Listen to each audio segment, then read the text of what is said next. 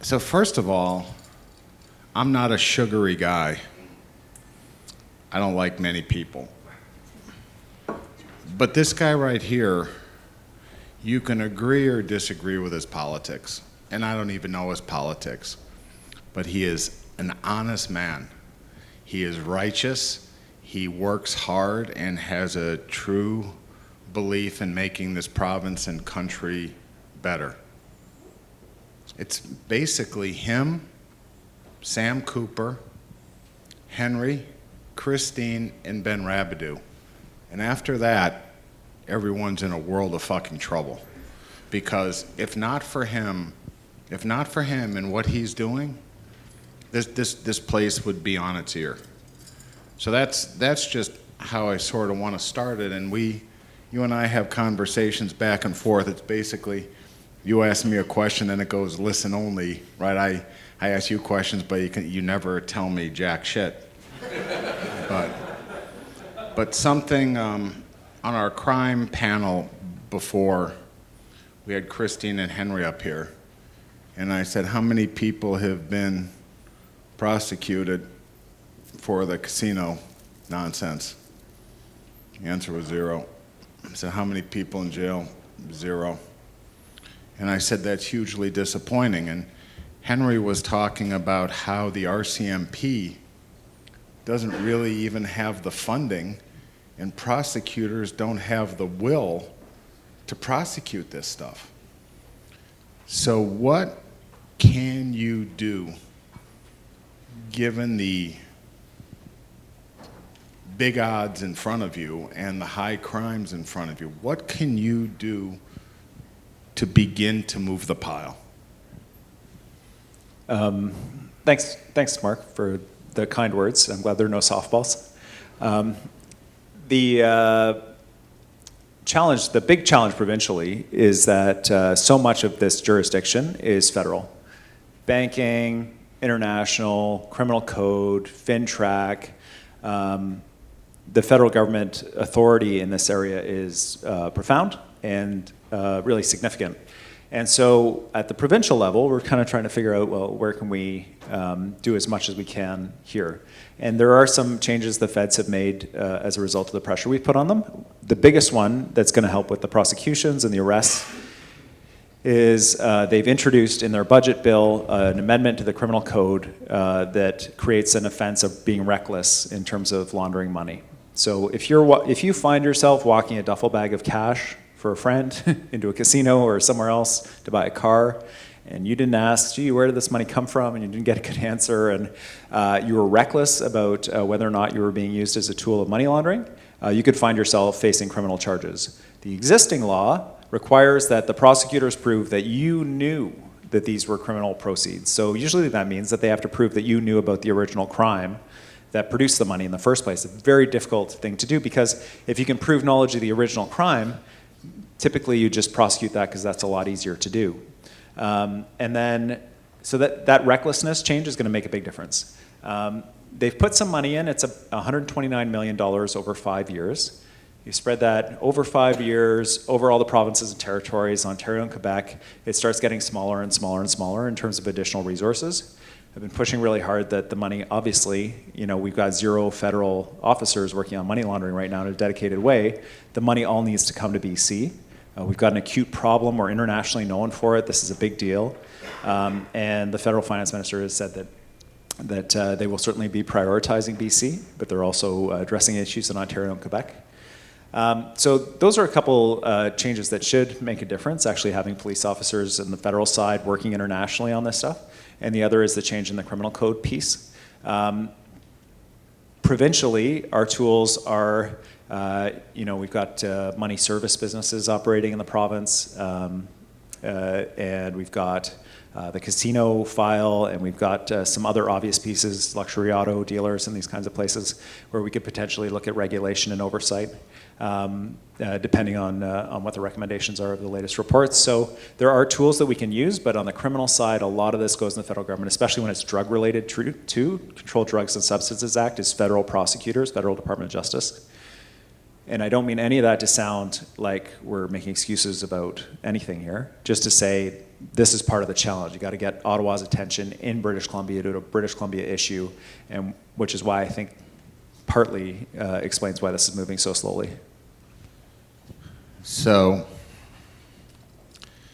it's a lot to unpackage for my brain. We have casino issues. We have housing, right, where the money launderers and these numbered corporations buy houses and put money there. Henry was saying that the RCMP claims they don't have funding. I think the RCMP is a huge problem myself. I had a conversation with Cooper the other day, and he says, watch what you say on the phone, because I have credible information that my phone's being tapped by the RCMP, and my emails are being hacked by the RCMP, because the RCMP wants to find his mole. And that's sick, if that's going on. And he's not an alarmist, and he's pretty sure it's going on. So something maybe where you try to like ratchet it up or think of changing the rhetoric is a lot of people, both in here and on Twitter and people who I see, the natives are really restless and want people's heads. They want things to change drastically. How much longer before you're going to hit the drastic break glass, pull lever, you know, enough's enough, you're tired of it because the province is going to go to shit unless something's done? How far away are we from that? So it depends on what that lever is that you're talking about. In terms of a public inquiry and a decision about whether or not to go to a public inquiry, we were waiting for there's two reports. There's Peter Dermond's report, and then Maureen Maloney was working with some international experts around having a look at Vancouver's real estate market and doing some assessments around loopholes and other opportunities to address money laundering. So we have both those reports now. Cabinet will be making a decision on public inquiry, and that may be one piece of what you're talking about in terms of pulling the lever. And the other, it's hard to see things changing, like there being a break point of before there was all this crazy money laundering and now there's none. It's going to be a gradual reduction is what seems like the most likely thing, and the most frustrating thing to people about that is the absence of criminal prosecutions, the absence of arrests, the absence of consequences as people just move out of British Columbia into other jurisdictions where it's easier. And that's the big challenge, I think, really, because it would be the ideal scenario where British Columbia is the jurisdiction where people are arrested and prosecuted and these kinds of things. But I've outlined for you some of the challenges about why that seems really unlikely to me at this stage unless there are some big changes federally. So it's a federal thing that's the holdup? I mean, you're the motherfucker what's in charge of this province. I mean, forget that other guy, Horgan or whatever he calls himself. You're the main guy. As far as I'm concerned, you're the main guy of Canada. So how crazy would it be that you bring someone like Henry in, who is the country's top lawman by far, and he did so well in Ontario, they sent him out here because he was embarrassing people. So if you have German on the investigative front, you then bring in Henry as your right-hand man on the law enforcement front, you seize a couple assets to pay for this whole thing and say, let's go. Because people people in this area have had a fuck enough. I mean, they are so behind you. They reach out to me and I send them to you, and they said, what does Eby need? What does he need to make it happen? What does he need? And when you first got him, remember I said, people were saying this, I said, just be patient with him. This shit's far worse than he ever thought. But don't you think the day is here where you can say, this is what we fucking need, and we need it now? I mean, we need it now. Otherwise, it's just going to get slippy. Couple things. Starting with the Premier. Premier's given me a lot of space to work on this file, and I'm really grateful for that, actually. And he's been very supportive through this whole process. The second piece is when we look across Canada at other jurisdictions that have faced these kinds of challenges, Quebec is the obvious one. Following their public inquiry, and as part of their inquiry, they looked at issues of corruption, and they set up a dedicated agency to police corruption, money laundering, financial crimes in Quebec. They've had incredible success with that agency. That's a provincial level agency, it's a policing agency, and the benefit of it is it's dedicated money. So what happened was after September 11th, this is what I'm told anecdotally, I'm not an expert in this area, I'm just told this by police officers who were there, a bunch of the money that was dedicated to financial crimes, money laundering, and so on, moved into anti-terrorism, tracking money for terrorism, identifying people who are potential domestic terrorists, international terrorists. That was the big focus, obviously. And it just didn't come back. And a lot of the resourcing that was lost over those years, as staff got pulled over and pulled over and pulled over, wasn't replaced. And so the benefit of having that kind of provincial model of a policing agency is that it stays there and it can continue to do that work. So that seems like the model that could be have a lot of potential. I worry that we're having this discussion really like just 2 weeks too early. I'd love to have the German report out and the Maloney report out and go into some detail on that. And I think there's going to be a lot more discussion about this. I also want to take a second and just go back because it feels like 15 years for me, but it's been 18 months.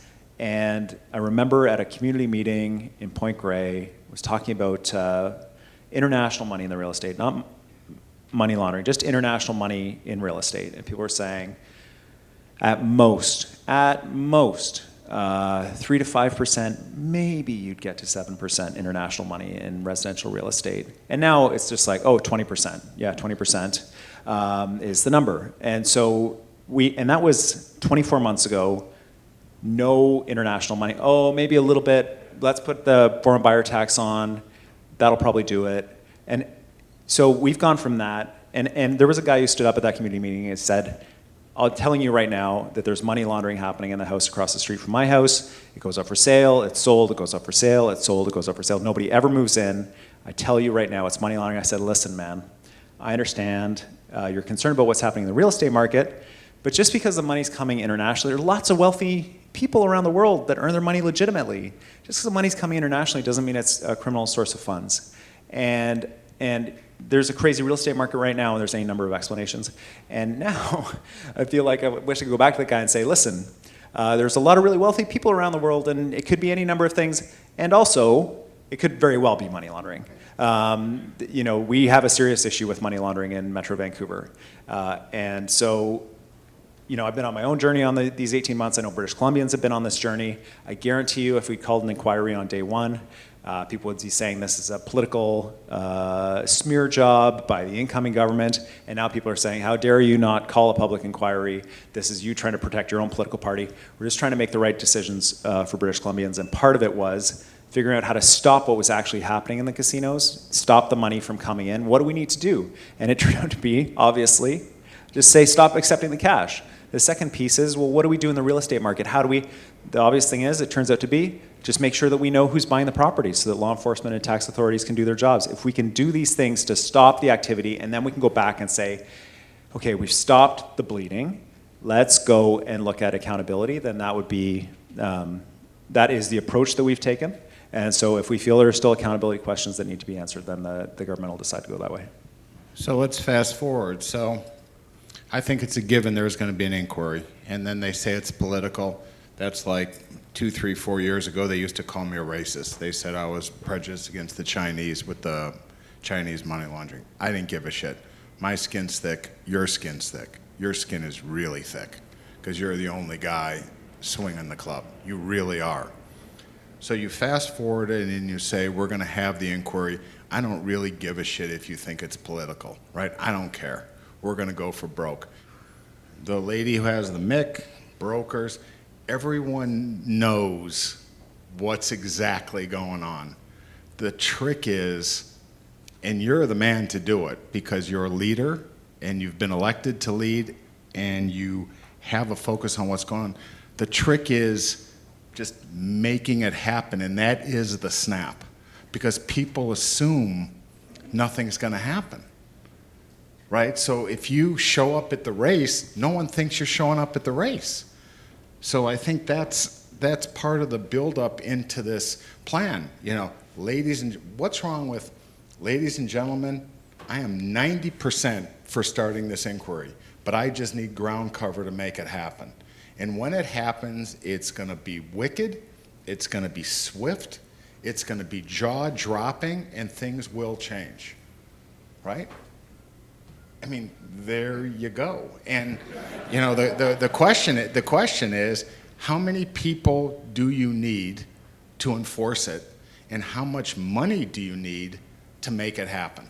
Because maybe I'll lead a fundraising effort here for you. Yeah, I will. No. If you said I need, how much money would it take to do this thing full stop?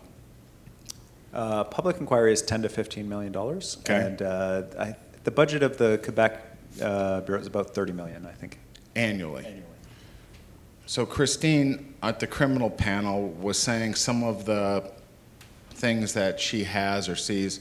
Is it fair to say, what, 1 to 10 billion a crack, some of these cases, right? So if she refers a dozen of these at 1 to 10 a crack, and you guys nail a couple, this thing will be self-funding for, you know, when your kids take your job, right? So a couple things. There's no softballs here, Dave. The first is, you know, I have a lot of differences with Bob Rennie, but I have absolutely no information or understanding that he's involved in any criminal activity. He's the condo king. I know, yes. I know he is. That, yeah, that in itself is not a criminal offense that I'm aware of. So the second is, and I do, there's a big difference between the Quebec integrated agency that focuses on corruption, policing, and so on, and a public inquiry. And I don't, just by way of explanation, I do worry that people in the event of a public inquiry will be disappointed.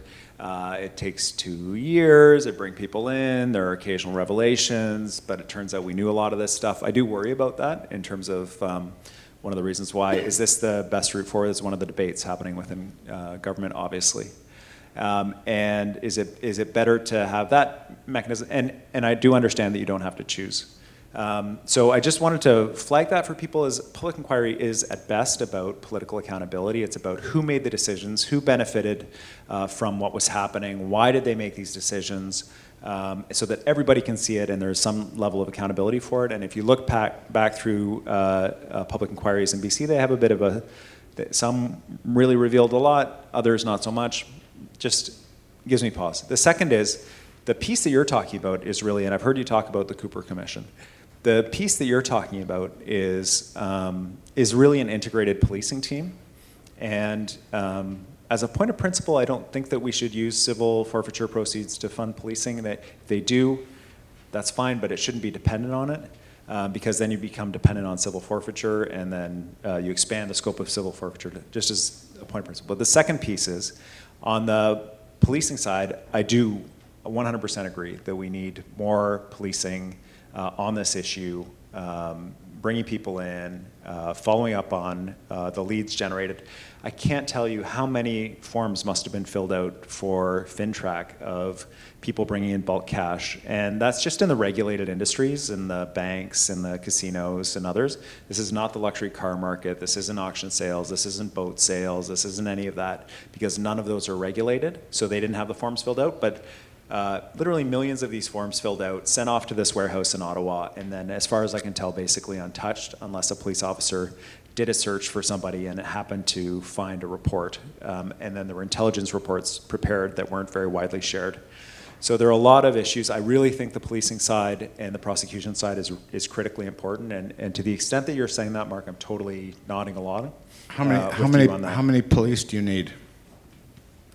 So I understand there are 30 in Quebec that work full-time on this, and they're funded federal positions. There are 21. There are 5. I think Henry would probably be a better person to ask about what a good size unit would look like in British Columbia, but the Quebec experience is 30 officers plus admin support. Well, this is far worse than that, so I'd say probably 50, right? So if we go 50, and how much money would you need to fund this? Usually when you're talking about police officers, it's like about $100,000. This is a rough guideline. So 10 million would easily do it. 20 million? 50 million? Well, I think how much? 30 million. I think the Quebec model, if you're saying that it needs to be at least as big as Quebec, then. Okay, so yeah. let's say 50 million. We're both familiar with those panda bonds, right? That Christy Clark boondoggle, the BC raised money over in China, Yes, right? The I'm panda familiar bonds. with the panda bonds, right? yeah, for sure. At last track, I think the panda bond proceeds are still sitting over in Asia, aren't they? Yes, they're in a bank account in Malaysia? Singapore, Malaysia, yeah. Mm-hmm. They're not exactly the most straight up folks over there, right? With that Goldman MDB thing. So, what if some of that panda bond money returned? I'm of the opinion that most of it's missing or gone. I mean, that would be my theory. That money is sort of vanquished. If BC brought back or repatriated the panda bond money, which is BC's money, you could then go and say, or could you go and say, why don't we use a very small portion of this panda bond money? And it was really done for a conduit for the money launderers to buy stuff here. Why don't we use a small portion to fund Henry's and my program to create the Quebec model here? Yeah, I think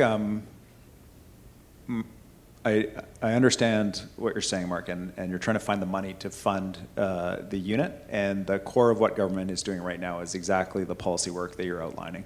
What's our best response? What would a dedicated policing unit look like? All those kinds of things, and that was the point of commissioning these reports. Where is attention needed? Was it exclusively at the casinos? All of us think probably not, but can we say with certainty that there are issues in other areas? So that policy work is happening, and I think that people in the room should not take from this that we're trying to go fund me for an integrated policing unit, but just that we're trying to find the best policy responses, including policing and so on, or other regulators to go after this with provincial jurisdiction and the authority we have. But don't you think if people, the electorate, if you will, would say, or see you say, there's a wall in front of us, folks, and I'm either going over it, I'm going under it, or if I have to, I'll go through it. But I'm getting to the other side, and this is going to happen, right? Over the wall is legislative, which I don't have much faith in, but you live here, and these are your comrades. Under, right? Under is using some form of seizure, forfeiture, panda bond to fund the police, right? And through is just breaking the glass and going to these clowns in Ottawa and say, we need something here, right? We're in a Mayday situation. But I think if you show everyone the wall that this is gonna happen, there is gonna be a fix here, right? It may not be as fast as some of you want, but we are gonna fix this mess. That would go a long way to really knock down the political stuff, knock down the racial stuff, and maybe get everyone on the same page. And that's the easy part. There will be a fix here, and there are a bunch of pieces that have rolled out on that to facilitate that. I mean, the speculator tax is a really good example of connecting the purchase of residential properties to a specific individual who is or isn't reporting worldwide income in Canada. And that is a really big deal. It is snuck through, no question, in terms of the communications around that. But this is a really important piece. And when you connect that up with beneficial ownership, that is a game changer in terms of our jurisdiction. So things are going to change. And the question is, ultimately, like, political accountability, how far did the corruption go? Are there corrupt officials? Are there corrupt politicians? All those pieces. Those are perfect questions for a public inquiry, and hopefully an effectively run, well-funded public inquiry, which if we go that direction, I certainly hope would be what would happen. But it's no guarantee looking at other public inquiries. But yeah, things are absolutely going to change, Mark. It just may not look like stormtroopers as much as accountants, amazingly enough. Is there a role for the former Attorney General in all this? She's from these parts. Oh, Jody. I was like, Suzanne Anton? So, and then Mike DeYoung was also a former Attorney General. I got you now. You and her would make a pretty good team. I mean, you both are righteous, patriotic, know right from wrong. You know, and everyone always bashes the NDP. I always say, you know, some guy was at dinner last night was saying I can never vote NDP. I said, fuck NDP, just call the party the Ebys. I mean, what's in a name? I mean, can't she go shoulder to shoulder with you on some of this stuff? So she's still an MP, but you know, I do have a lot of respect for Jody, and I know her personally. I think she's great. Obviously, a challenging time for her. She's got a lot going on. That's what makes you tough, a challenge. Yeah. So is there a place for her in this? Oh yeah, Jody can text me anytime, absolutely. But I think the reality is she's got a lot going on federally. Should we invite her for dinner tonight, you and me? Yeah, I know. I'd love to have dinner with Jody. It's been a long time since I've talked to her. Well, hit her up, text her and say we're having dinner at our undisclosed place, see if we can lock something down. So there's a few minutes left. So who has a question for the premier? The other guy were walking out in a weasel suit. Here's the de facto power man. Have you found your conversations with Bill Blair to be constructive, or do you think he's still not getting it? So it's interesting because Minister Blair is a former senior police officer from Ontario. The question was, are you finding the conversations with Bill Blair constructive, or is Ottawa still not getting it yet? Is he still not getting it yet? He's a former senior police officer. He worked in organized crime policing. He, more than anyone, should really understand the issues that we face in BC. I think the challenge that Minister Blair faces is one that's pretty common among politicians is, you know, there's competing demands on money, especially in an election year. And so how much money you can get for anti-money laundering in British Columbia in an election year turns out to be $129 million, hopefully. And I don't think it's for any lack of conviction on his part. He managed to get into the budget implementation bill this amendment to the criminal code that'll make a big difference. I think that where we break down federally is just the sheer number of MPs across Canada that have various demands and priorities and competing interests. Personally, I struggle with knowing how this is not a national emergency. I don't understand that part of it. But it's clear that it is not being recognized as that federally. Go ahead. First of all, I just clarified my quote from last night, which is I have never voted NDP. I didn't say I would. That's the culprit right there. Have that man arrested. Bailiff. Arrest that man right there. He's a traitor. Fully support David's efforts, and we the government is way more centrist, and I got no problems with social conservatives, which is what I do. But that being said, the guys in my office, there's just sort of this grassroots. I think kind of 51% of the population is fully behind this, but there's some subset of guys that say to me, why do we want to stop money laundering? I've got a house, I've got 2 investment properties, I'm making lots of money. What's wrong with that? That's his quote. And my worry is there's going to be this holy shit moment if we are successful, because all these condos own these properties downtown at 500 a buildable foot, and there's going to be some pain on the other side, which is the building boom ends, and there's that's it's the most important. Construction is the most important industry in this province. What do we do on the other side when there's more layoffs and people might be angry? So that's for David. Have you thought about what the other side of this looks like? Yeah, that's a great question. And I can tell you, at least as far as Metro Vancouver is concerned, that one of the major economic issues facing a whole host of other industries that are trying to be the construction industry in terms of being a leader in the province is that they can't hire. And the reason they can't hire is because people can't afford housing. They can afford housing, but they look at it and they say, well, why would I move to Vancouver to work for you when I can move anywhere in North America, really, to work for anyone, highly skilled workers. UBC struggles with this, SFU, tech, other sectors. And then I got to live in this tiny little condo that cost me $1 million, and I could live in this huge house in Seattle. Like, this is crazy. So they don't come. And so what's happened here in terms of real estate eating everything is that it has eaten everything. It has consumed other industries, and it has consumed potential growth areas for BC. We, despite the real estate issue that we've faced, have seen remarkable success in tech, in green tech, clean tech in Vancouver, UBC, and SFU.